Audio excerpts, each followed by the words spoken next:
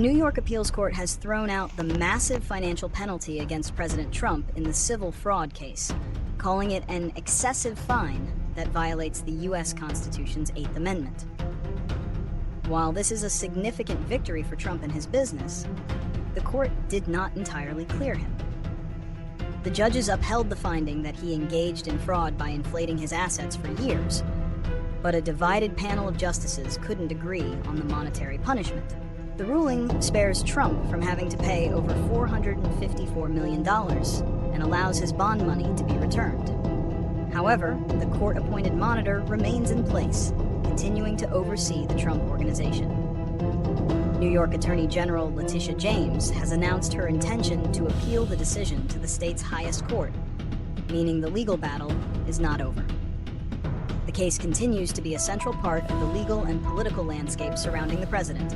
The New York Appeals Court's decision to toss the massive financial penalty against President Trump was primarily based on a finding that the fine was excessive and therefore a violation of the Eighth Amendment of the U.S. Constitution.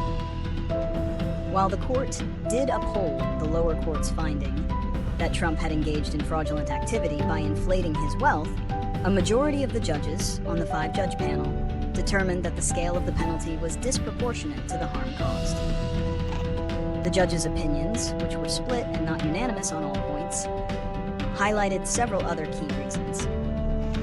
Some judges questioned the authority of Attorney General Letitia James to bring the case, arguing that if any lenders had been harmed, they should have been the ones to sue. Others suggested that the case was politically motivated, and that the penalty was intended to derail Trump's political career and business. The long-standing argument from Trump's defense that his financial statements included disclaimers and that lenders suffered no losses also played a role in the court's reasoning for overturning the monetary award. The recent decision by the New York Appeals Court to overturn the $454 million civil fraud penalty against President Trump has several key consequences. Most immediately, it provides him with a major financial victory, sparing him and his business from an enormous financial burden and the potential seizure of assets. The ruling also returns the $175 million bond he had posted to appeal the original verdict. However, the legal battle is not over. The appeals court's ruling did not exonerate him, as it still upheld the finding that he engaged in fraud. The court-appointed monitor overseeing the Trump Organization will remain in place, continuing to scrutinize its business operations. New York Attorney General Letitia James has vowed to appeal the decision to the state's highest court, the Court of Appeals, ensuring that the legal proceedings will continue.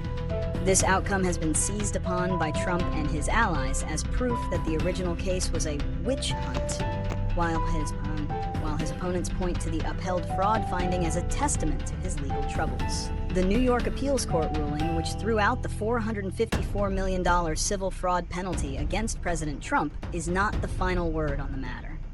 The primary solution going forward lies in the legal process. New York Attorney General Letitia James has publicly stated her intention to appeal the decision to the state's highest court, the New York Court of Appeals. This move will set the stage for the next phase of the legal battle. The Court of Appeals will then review the case, focusing on the appeals court's reasoning for deeming the fine excessive and whether it violated the Eighth Amendment. They will have the power to either reinstate the original financial penalty, modify it, or uphold the appeals court's decision to toss it out. This legal process is the main avenue for a definitive resolution.